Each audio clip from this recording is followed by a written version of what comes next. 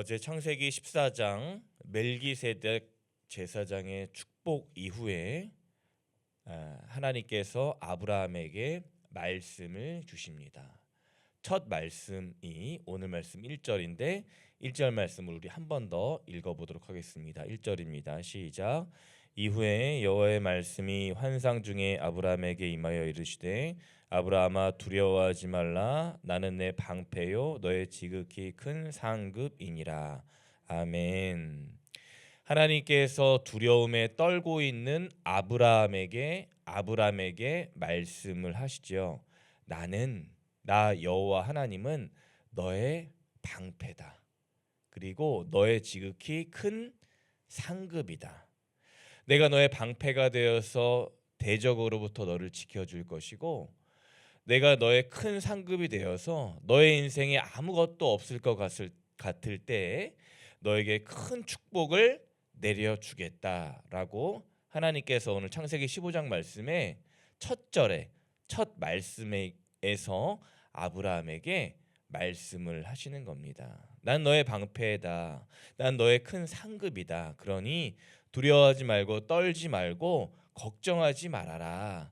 하나님께서 어려움에 빠져 있는 아브라함에게 말씀을 하시는 거죠.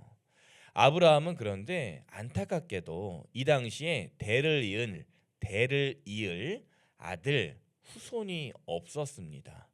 아브라함은 인생의 낙담 중에 있었어요. 인생의 소망이 없었어요.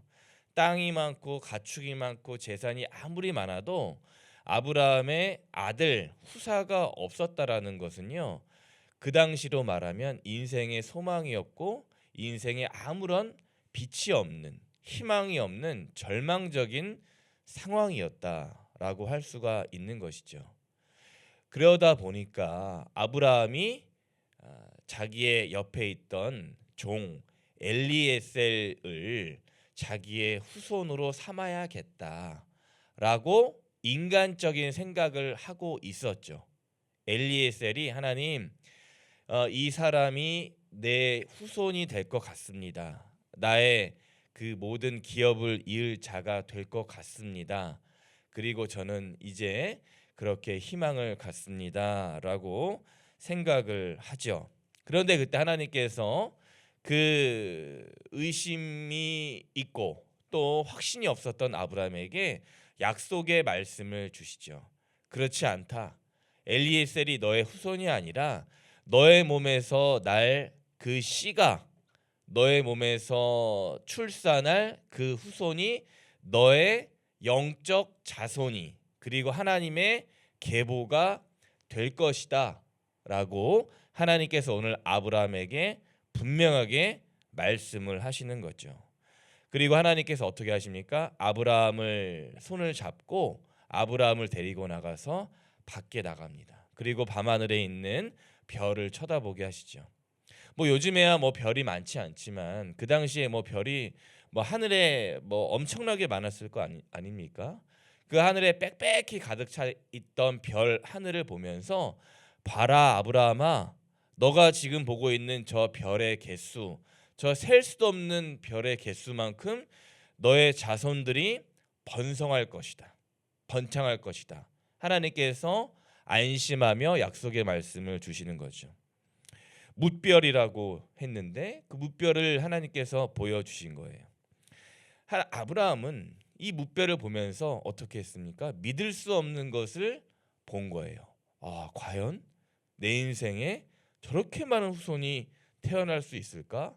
나는 엘리에셀 한 명에서 끝날 줄 알았는데 하나님 정말 위대하신 분이구나 라고 하면서 그때 아브라함이 했던 말과 행동이 무엇입니까?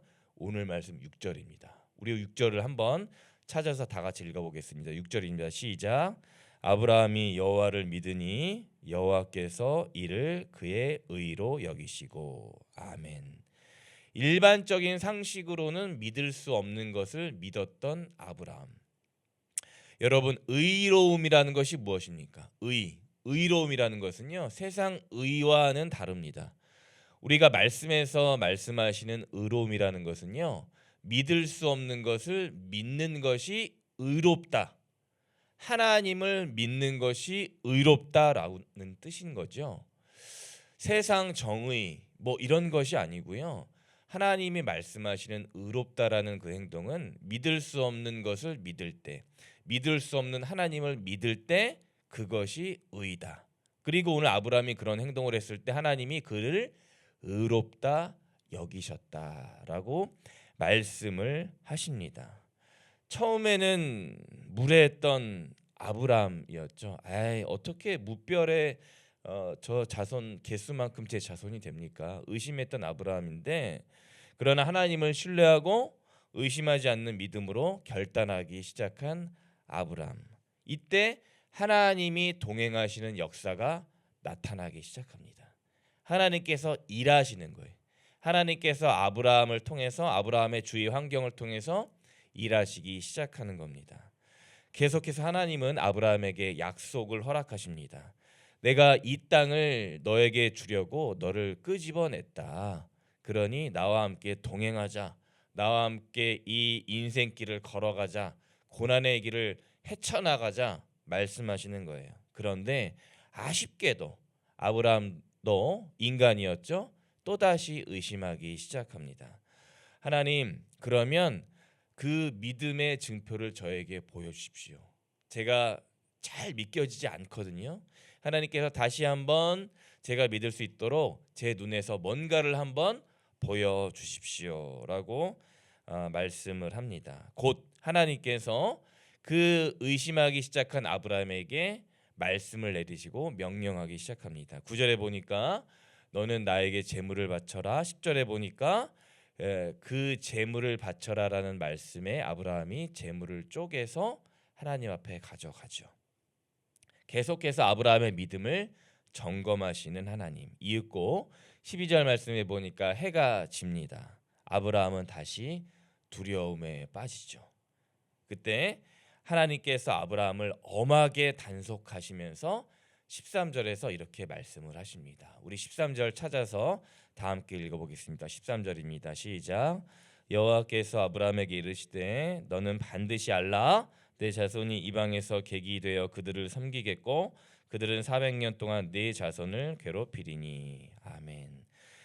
너의 자손이 이방을 섬긴다. 그리고 이방의 노예 종이 되어서 400년 동안 객살이를 할 것이다. 고통을 당할 것이다 라고 하나님께서 아브라함에게 말씀을 하십니다. 내가 너에게 약속과 자손의 번성과 땅의 축복을 내릴 텐데 그때마다 너는 그 고통을 감수해야 된다. 번성과 함께 고난도 함께 올 것이다. 하나님께서 아브라함에게 말씀을 하신 거죠. 무엇입니까? 앞으로 펼쳐질 출애굽 광야 사건, 그리고 애굽의 종살이 사건을 하나님께서 아브라함에게 미리 보여주시는 거예요. 너는 조상에게로 돌아가되 내 자손은 큰 재물을 갖고 4대 만에 애굽에서 다시 이 땅으로 돌아올 것이다. 하나님께서 말씀하시는 거죠. 바로 그때, 그리고 바로 아브라함이 계속해서 의심에 사로잡혀 있을 때 하나님은 제물로 드린 제단에 임하게 되십니다. 오늘 말씀 17절이죠. 17절 우리 말씀 다 함께 읽어보겠습니다. 17절입니다. 시작. 해가 져서 어두울 때 연기 나는 화로가 보이며 타는 횃불이 쪼갠 고기 사이로 지나더라. 아멘. 쪼갠 고기 사이로 횃불이 지나갑니다. 그 유명한 창세기 15장의 횃불 언약 또는 횃불 맹약. 그 누구도 깰 수 없는 피로 맺은 언약, 그 이상의 엄한 약속 하나님께서 말씀을 하시죠. 하나님께서 아브라함과 언약을 체결하십니다. 횃불이 쪼갠 고기 제물 사이로 지나갔더라. 바로 그날 밤에 아브라함에게 이 땅을 주시겠다고 하시는 하나님, 자손을 주시겠다고 하시는 하나님, 그 땅이 가나안 땅이었죠. 사랑하는 아름다운 교회 성도 여러분, 믿음의 길은요, 우리 신앙의 여정은요, 늘 의심과 두려움이 같이 따라갑니다. 우리가 믿음과 신앙의 길을 가려고 하는데 의심과 두려움과 뭔가 알 수 없는 고통이 같이 따라와요. 이게 세트로 같이 가거든요.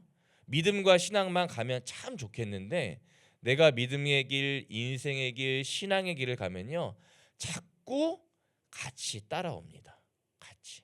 이게 좀 안타까운 것인데 이것이 될까?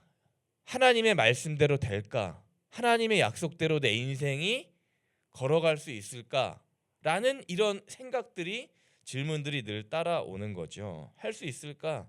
그런데 그때마다 우리 믿음의 길, 신앙의 길, 약속의 길은요, 하나님의 약속을 붙들고 갈 때 걸어갈 수 있는 거예요. 우리가 믿음의 길을 갈 때 두려움에 떨지만, 의심 속에 갇혀 있지만 그 옆에 계시는 하나님께서 우리 손을 붙잡고 같이 동행하시기 때문입니다. 때로는 그 길이 광야의 길, 고통의 길, 대적의 길, 위협의 길, 춥고 배고픈 길, 질병의 길일 수가 있어요. 그런데 하나님께서는요, 우리에게 의심의 눈을 거두라 하시고요, 다시 나와 함께 이 믿음의 길을 한 발짝 한 발짝, 한 걸음 한 걸음 걸어가자고 하나님께서 뒤에서 밀어주시고 옆에서 손잡아 주시고 앞에서 끌어주시는 거예요.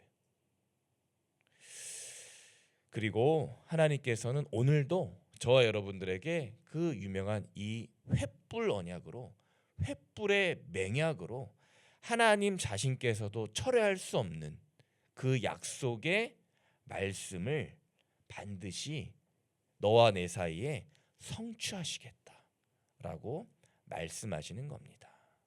언약의 하나님은요, 우리를, 사랑하는 성도님들을 결코 고아처럼 홀로 내버려 두시는 분이 아닙니다. 오늘도 감싸 주시고 안아 주시고 보듬어 주시는 하나님이신 거예요.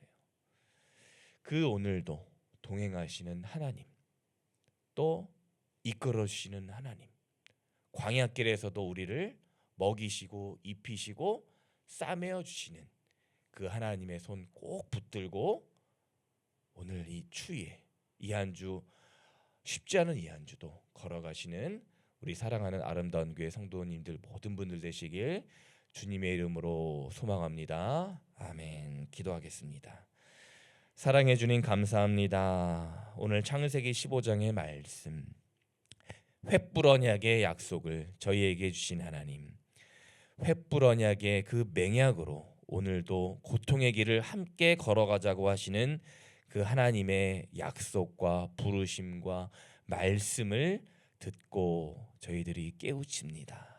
오늘 우리에게 펼쳐질 여러 가지 인생의 시험과 장애물과 고난 앞에서 우리 손 꼭 붙잡고 가시는 하나님과 걸어가겠습니다. 우리의 손을 붙잡아 주시고 우리의 발걸음을 들어주시고 우리의 눈을 하늘로 높여주시고 우리의 마음속에 늘 주님을 향한 갈망과 주님을 향한 충만함이 뜨겁게 성령 충만함으로 타오르게 하여 주옵소서. 오늘도 우리 마음속에 말씀을 새기며 말씀으로 우리의 인생의 기준을 삼고 말씀으로 우리의 모든 장애물들을 헤쳐나갈 수 있도록 저희에게 용기와 힘과 믿음을 주옵소서. 그리하여서 저희를 의롭다 여겨 주옵소서. 주님, 오늘 하루도 내일 또 이 한 주도 강추위가 예정되어 있습니다. 주님께서 주님 연약하신 분들, 아픔에 있는 분들, 또 질병 중에 또한 노안 중에 있는 분들 주님께서 지켜주시고 여호와 라파의 손길로 주님께서 치유 회복하여 주옵소서. 예수님의 이름으로 기도드립니다. 아멘.